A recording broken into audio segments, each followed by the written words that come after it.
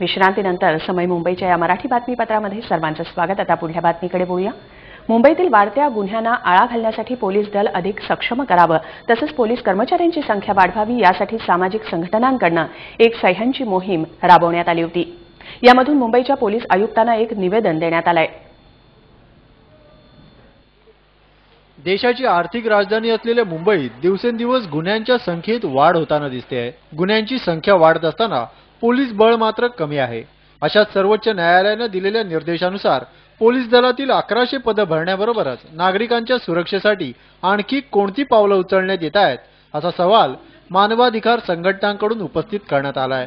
Police reform जो supreme court की directives हैं वो महाराष्ट्र गवर्नमेंट में इम्प्लीमेंट किया जाए। दूसरा था हमारा कि 1100 पुलिस के वैकेंसीज थे across all the police station Mumbai, वो उसमें ये वैकेंसीज फिल अप करा जाए गवर्नमेंट से।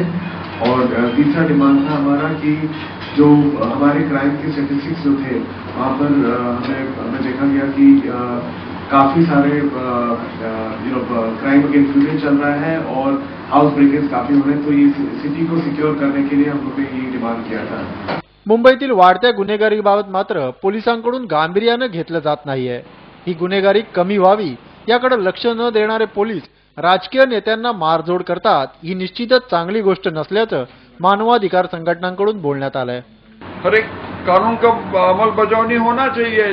कानून के खिलाफ होगा तो पुलिस होगा या मिनिस्टर होगा, कोई होगा, उनके खिलाफ एक्शन को लेना चाहिए।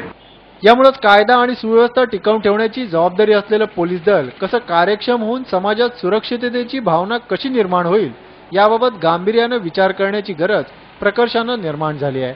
व्हिडिओ जर्नलिस्ट संजीव जाधवसह संजय पिळणकर, समय मुंबई। समय मुंबईच्या बातमीपत्रामध्ये घेतोय आता अल्पशी विश्रांती।